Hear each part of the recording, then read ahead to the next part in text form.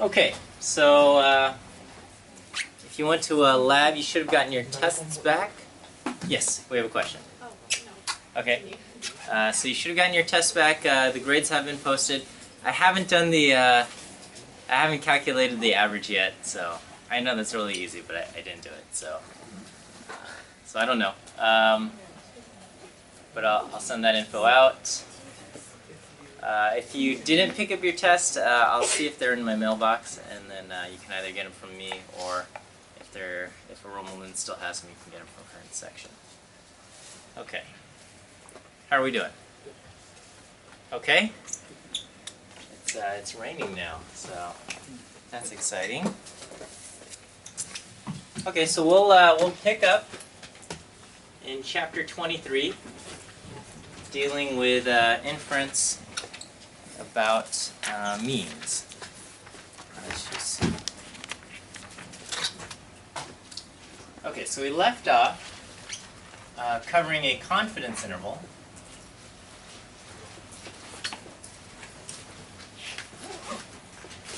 For mu, and this is based on one sample.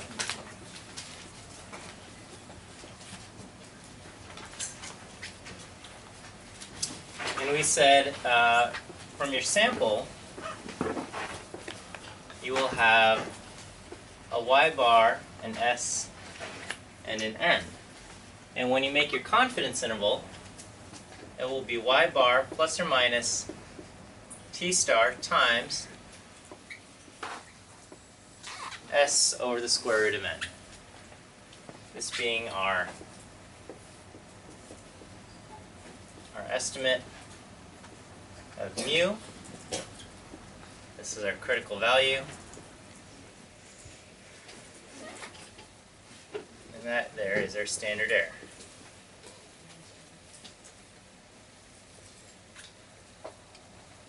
The critical value comes from our t-table.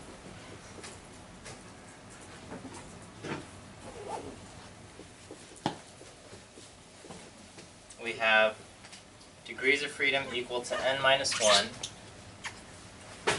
and we use the appropriate confidence level.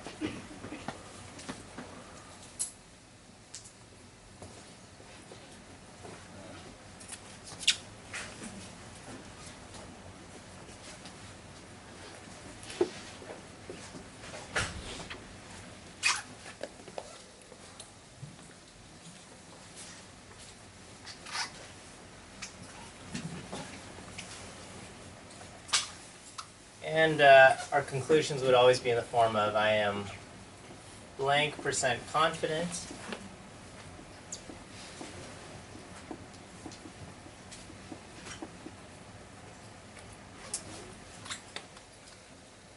that the mean of the population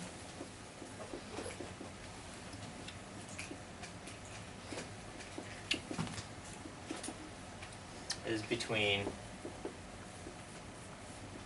blank the lower value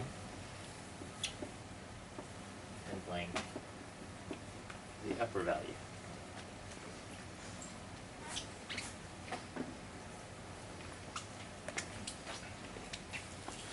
So we're making inference about mean of the population.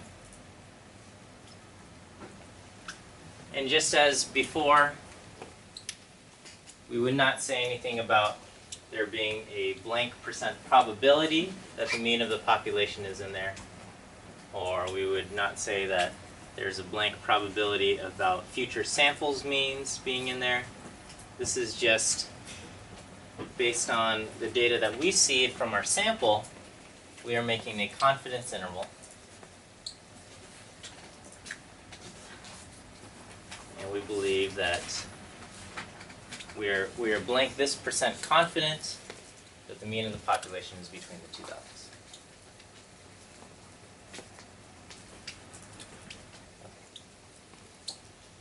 Any questions or issues with this? Okay, so let's talk about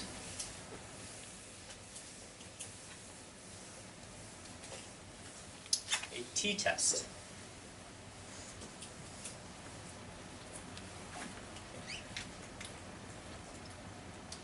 do a hypothesis test.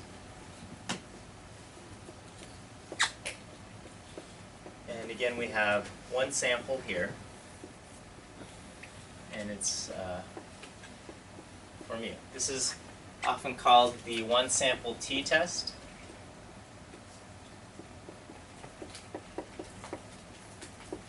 Or it might just be called the t-test.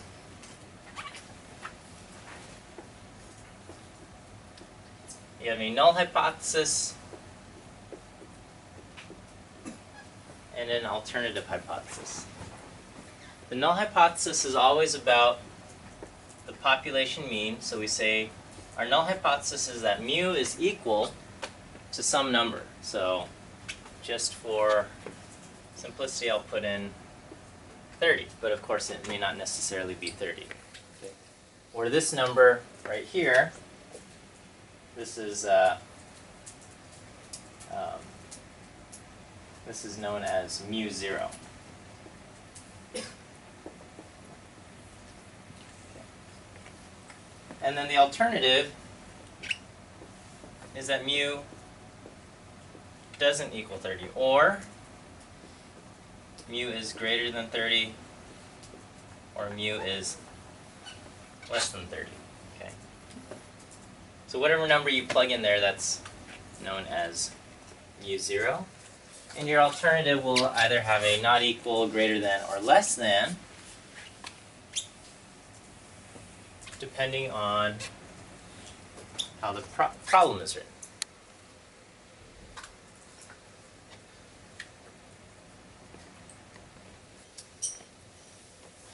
In the problem, you should be able to pick out the data, and the data again will be y bar, s, and n. It's the data that you should have somewhere in the problem.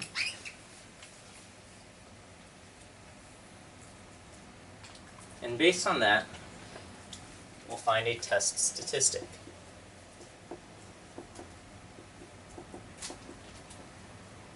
Okay.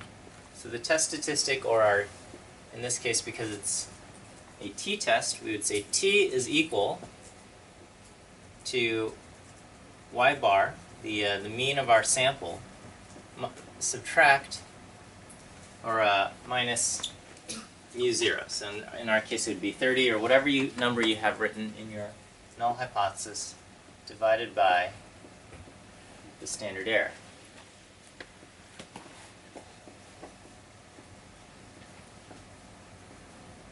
And our standard error is s over the square root of n.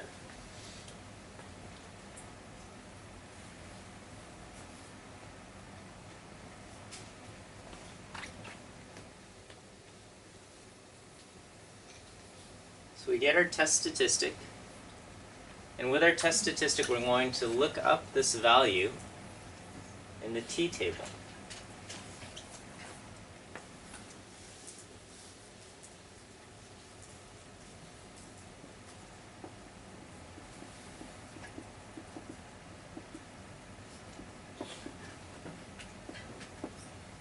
In the t-table to get a tail area.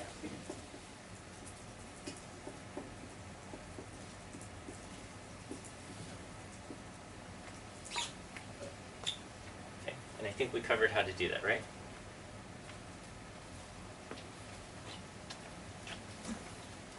So once we have our tail area, the tail area might be our p-value, okay? So, well actually, if the alternative hypothesis has not equal sign, then it's a two-sided test. And the p-value is equal to 2 times the tail area.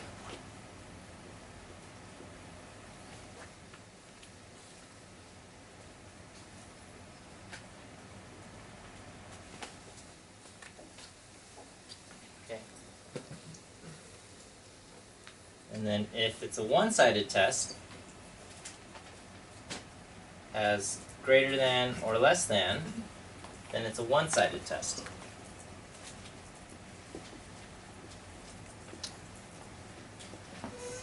And most likely, your p-value is your tail area. Now, I say most likely because there are instances when you have a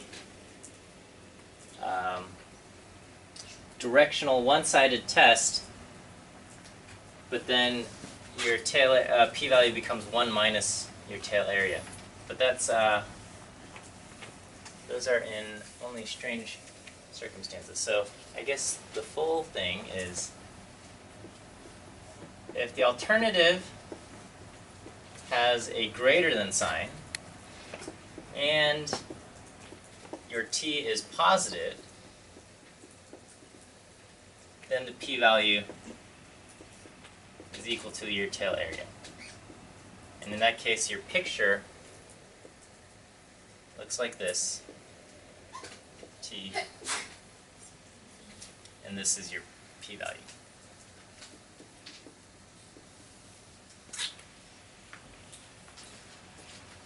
But if the alternative has, and I don't know how often this happens, but sometimes it does, if the alternative has a greater than sign and t is negative,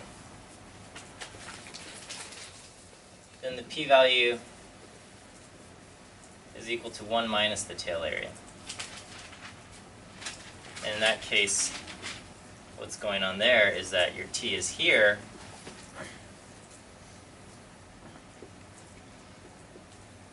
and your p-value is the area to the right. Okay. And the reverse side is true for the less than, and then you switch the positive and negative. Generally, this is like 90+% of the time.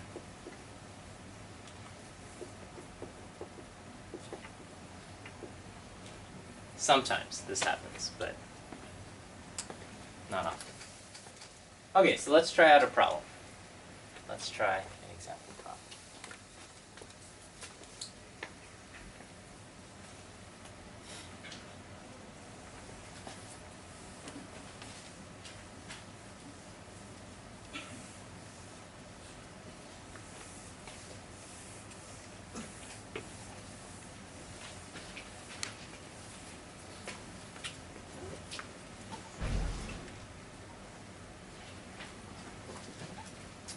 So we say someone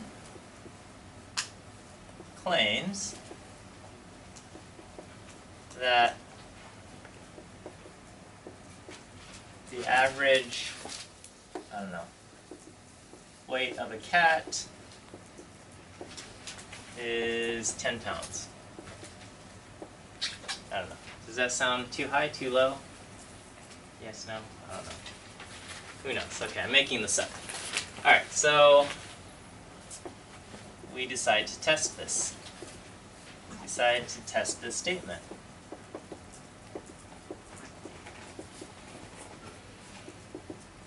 We take a random sample of cats.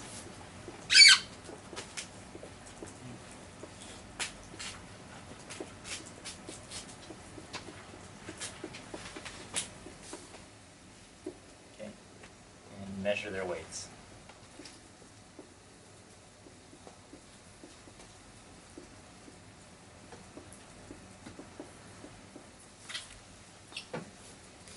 Take 25 cats,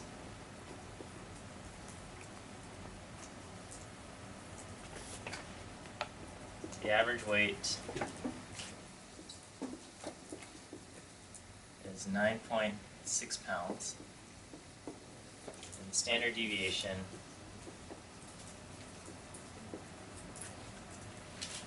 is 1.9 pounds.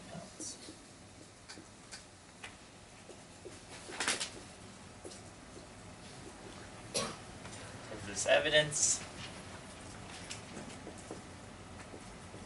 that the average weight is not 10 pounds?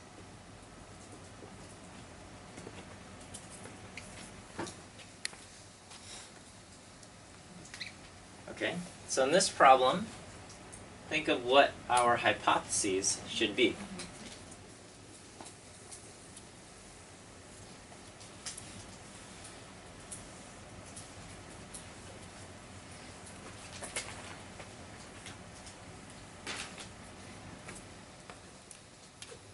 Okay, what would our null hypothesis be? Yep, is that the average weight of all cats is equal to 10. So mu is average weight of all cats. And the alternative, it says, is this evidence that the average weight is not 10 pounds? So we would use the mu is not equal to 10. What are the bits of information from our data? Y bar is what? 9.6. This is our sample mean. Our S is 1.9. And our N is 25. So those are the pieces of information from our data set.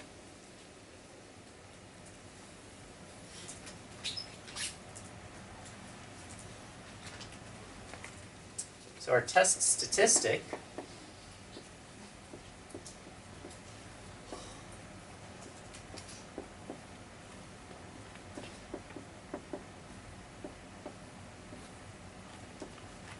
is y bar minus mu over the standard error, and our standard error is S over the square root of n. So I'll have 1.9 divided by the square root of 25.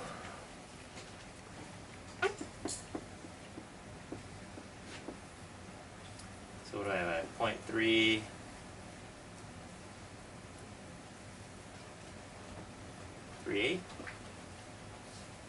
Is that right? Okay. So my standard error is 0.38. And so my t is 9.6 minus 10 divided by negative 0.4 over 0.38.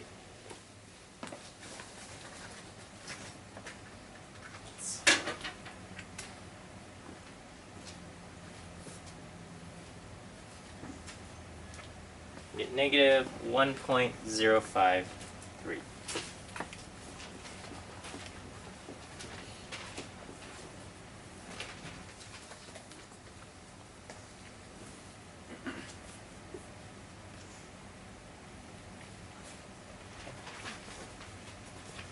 So I go to the t-table to look this up.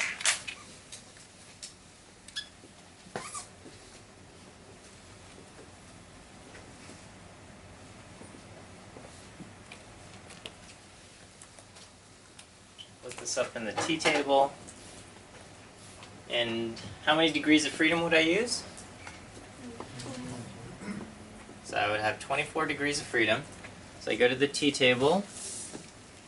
And I look for 24 degrees of freedom.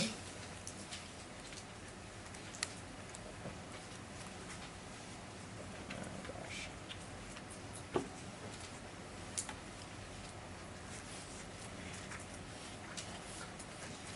Where is it?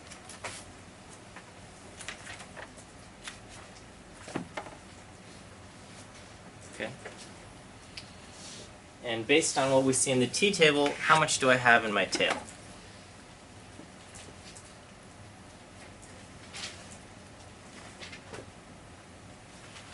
So at 24 degrees of freedom, it says one tail probability and two tail probability. So 24, it says the first number I have is 1.318, and then the next number is 1.711. And the one tail is 0.10, and the two tail is 0.20. And over here I've got 0.05 and 0.10 there.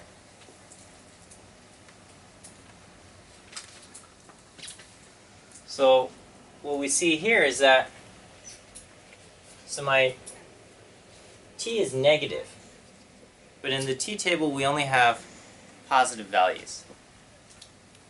And so what we would do is we just ignore the negative sign. And I'm going to look up, where does 1.053 fit in this row of numbers? Okay. So 1.053, if we had to line it up, is smaller than 1.318. Okay. And so that means our corresponding tail area is going to be bigger than 10% or 20%, depending on whether I have a one-tail or two-tail test. Is that okay? So, do I have a one-tail or two-tail test? I have a two-tail test, so that means my tail area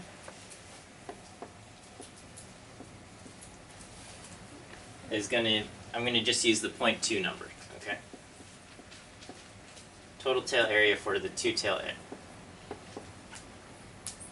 area for two-tail test. I forgot that this table includes both the one-tail and two-tail probabilities. So I think my instructions were just assuming that it had one tail. Okay, so my total tail area is 0.2, so my p-value, is greater than 0.2. So my p-value would be greater than 0.20.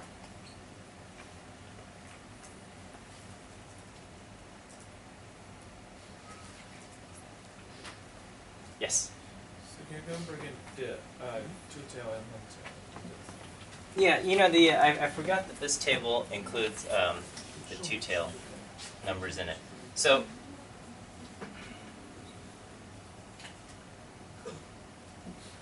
imagine this is our t distribution. If I draw a line at 0 and shade everything to the right, I would have 0.5. And that first number there says if I draw a line at 1.318 and shade everything to the right, in one tail I would have 0.10. And if I duplicated it, and I shaded everything to the left of negative 1.318, I would also have 0.10. So in two tails, I would have 0.2. Right, but Right. we have a confident interval in the bottom of the part, right? In the bottom of the chart, we have a confident interval. Yeah. Well, so I'm not using the confidence interval part here. We're doing. This is another chart, or is the same? Is it? Let me see someone's table. Am I using a different table? Does somebody have a? No, this is the same table. Yeah. Okay, so yeah, we're not using the confidence levels at the bottom. We're using the column, the values at the top of the column. Okay, so at the top of the column, it says 10% or 20%. Okay. And that says, if I drew a line at 1.318 with 24 degrees of freedom, the amount in one tail is 10%, and the amount in both tails would be 20%. But I'm not drawing a line at 1.318, I'm actually drawing a line at negative 1.053, okay, which puts me at negative 1.053 and positive 1.053. So if I shade this part of the tail, how much do I have? Well, I don't know how much I have, but I do know that it's going to be more than 10%.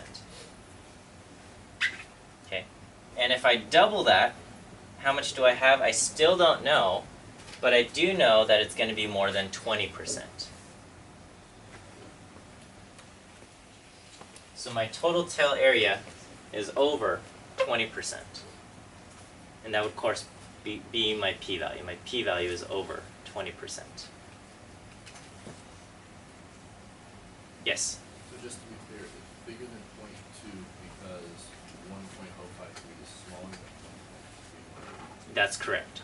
So 1.053 is closer to 0 or smaller than 1.318.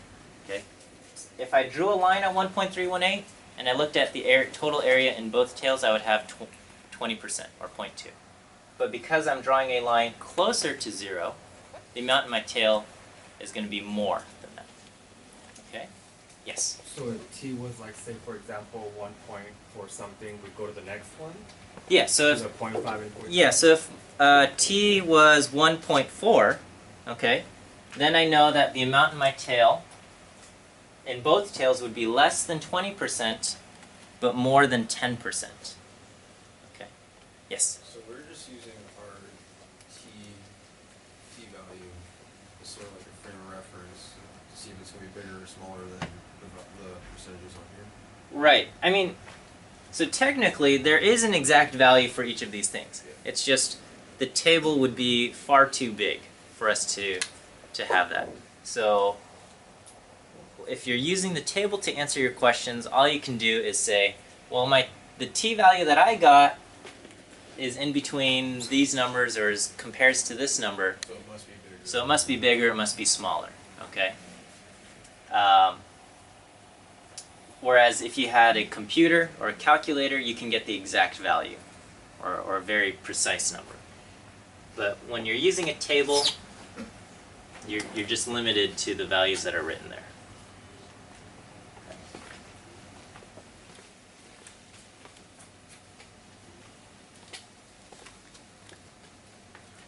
Okay. You guys want to try a problem on your own? Sure. Let's do it.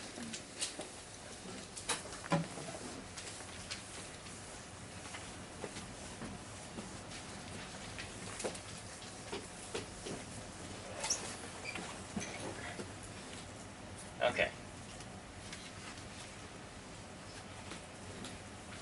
Alright, so a company says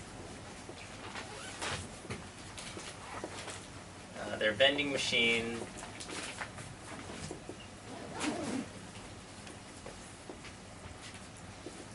will make you an average of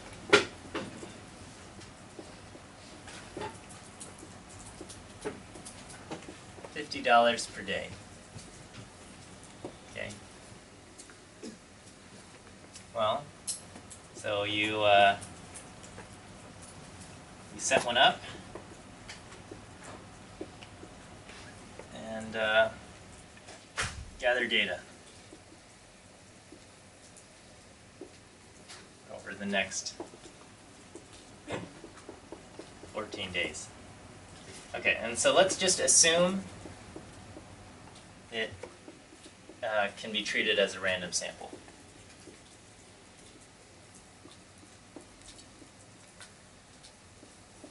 So, again, to apply any of our conditions, our samples have to be random. And so we're just going to assume that the next 14 days can be treated as a random sample. Okay? So, over the 14 days, the average sales are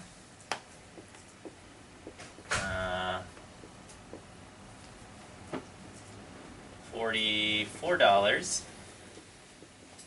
with a standard deviation of $5. Okay. Is this evidence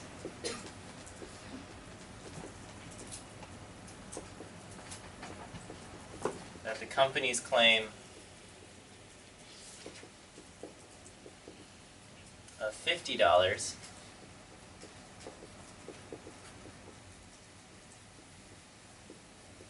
is too high?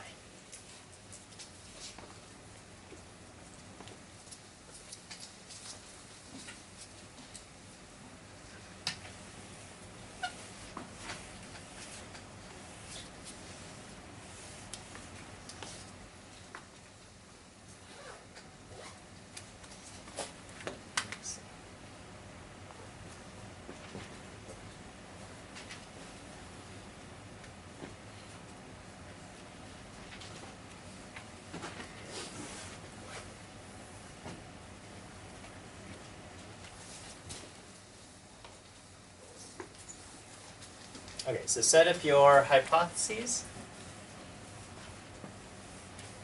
Let me, I'm sorry, I'm gonna mess with this. Change it from 44 to something else, okay? just because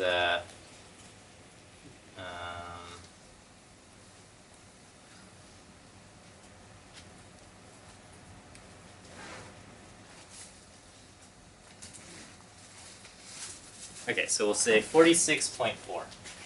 $46.40. Okay, so use that. Sorry.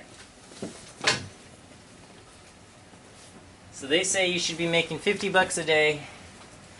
You set it up over 14 days. Your average is $46.40 with a standard deviation of $5.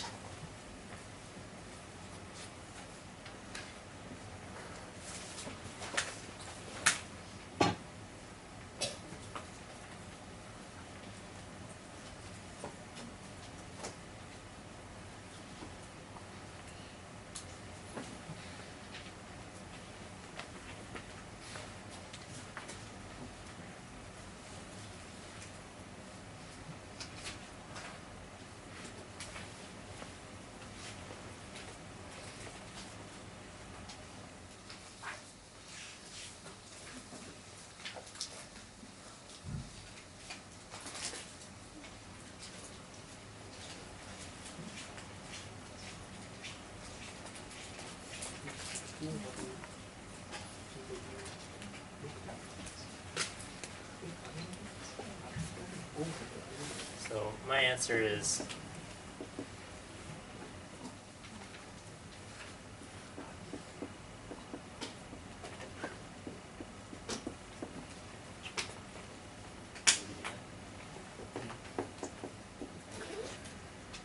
$2.694.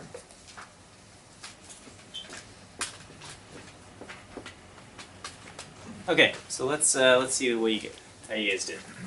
So our null hypothesis would be that mu is equal to 50, and our alternative would be that mu is less than 50. Okay, because here it's claiming, we're wondering if the company's claim of 50 bucks is that too high, and that the actual value is lower than 50. So the data that we have is that we have 46.4 as our mean, our standard deviation is 5, and we have 14 days of data. So our test statistic would be 46.4 minus 50 divided by 5 over the square root of 14, and when I did that I got negative 2.694.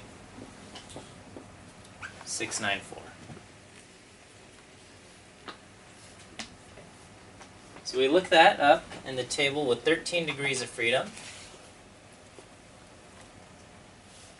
And in that row, 13 degrees of freedom, the relevant values that I might see are 2.160, 2.650,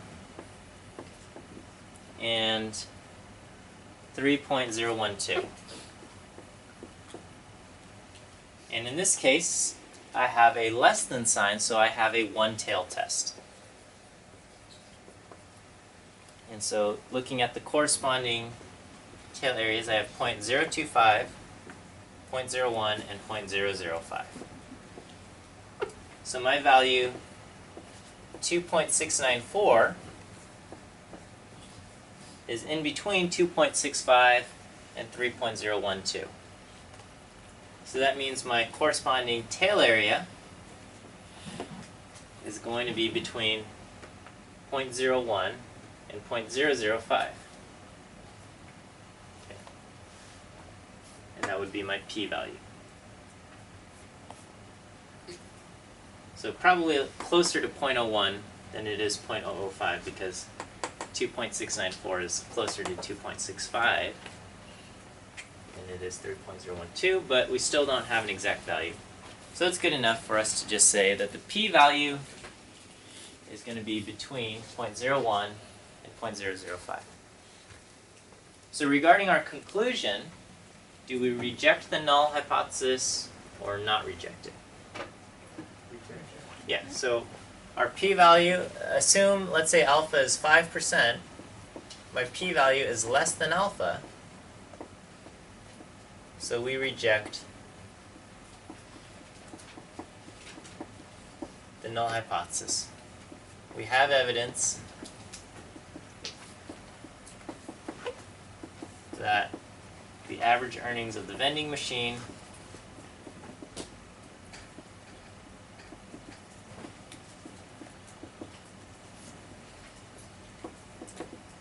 is less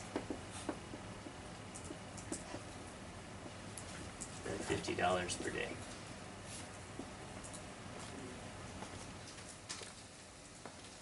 Yeah. So in this case, how do you determine alpha? Is it still prove it? Yeah, so alpha, again, will either be given to you in a problem, or if it's not, just assume that it's 0.05. Okay. Oops. Sorry. Thank you. So assume alpha is 5% unless it's stated in the problem. But then if you do research on your own, you get the opportunity to choose alpha yourself. Yes?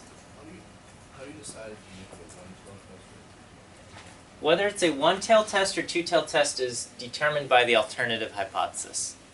If you have a not equal sign in the alternative hypothesis, it's a two-tail test.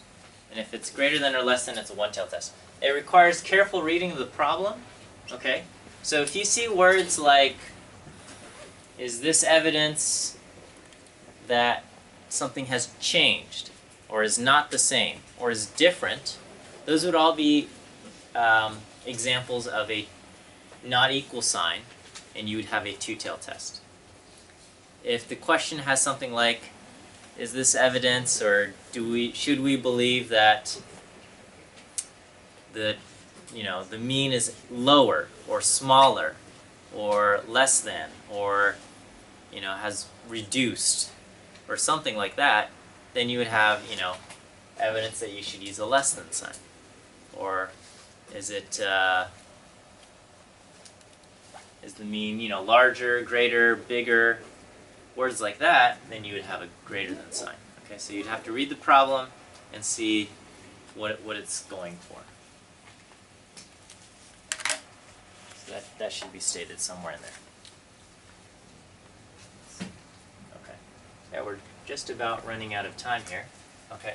So again, all of these things, just as before, we have the, you should check for the assumptions and conditions, that the sample is selected randomly, that your sample is not too big, so less than 10% of the population, and that your sample size is large enough. So in this case, you're checking to see if n is 25, 30, or more, or if the population that you're drawing from is normally distributed, then any sample size is fine. Okay. So I think that wraps it up for chapter 23, and we'll cover chapter 24 on Friday.